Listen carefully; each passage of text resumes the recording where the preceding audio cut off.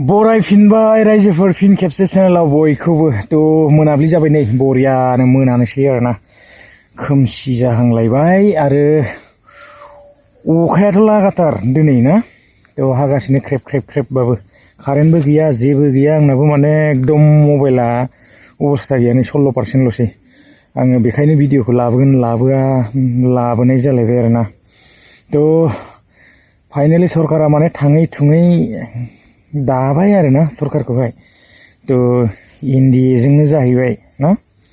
दा जियानो हक मोजाङै सोलिथोंसै सरकाराहाय आरो दिनैनि दिनाव सान्थिनिबो माने अखासो फैदों जाहैबाय मानगोनां जोंहा बिटिसिनि चिफ हाग्रामा महिलारि सारा मोजाङैनो बुंलांखाबायना थ' भाखन होनाय समावहाय बा मेसेज होनाय समावहाय दा जियानो हक जोङो बयबो नुजोबनो मोनखाबाय इन्टारेस्टिं आरोना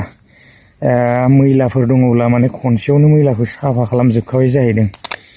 थ' बेबायदिनो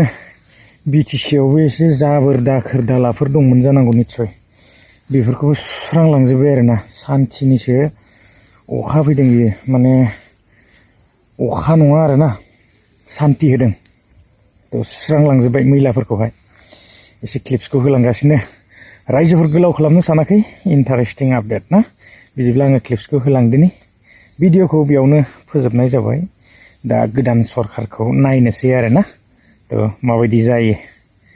बाबाय ক'ব লগা বহুত আছে আৰু কি কম বৰষুণ দি আছে এইটো বৰষুণ নহয় দেই আশীৰ্বাদ শান্তি আশীৰ্বাদত শান্তি আৰু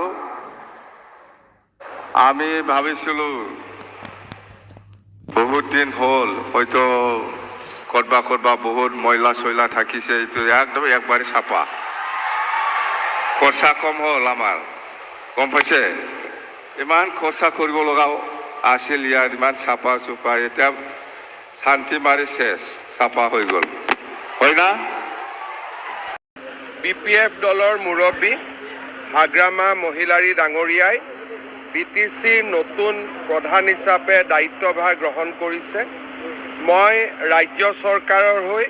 আৰু ভাৰতীয় জনতা পাৰ্টিৰ হৈ তেখেতক অজস্ৰ শুভকামনা জনাইছোঁ তেখেতে যাতে সফল হ'ব পাৰে 5টা বছৰ যাতে বিটিচিক শান্তি আৰু প্ৰগতিৰ ৰাস্তাৰে আগুৱাই লৈ যাব পাৰে তাৰ বাবে মই তেখেতক অজস্ৰ শুভকামনা যাচিছোঁ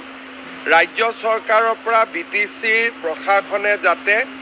বিটিচিৰ ৰাইজৰ বাবে কাম কৰিব পাৰে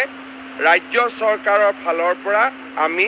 সম্পূৰ্ণ সহায় আৰু সহযোগিতা আগবঢ়াম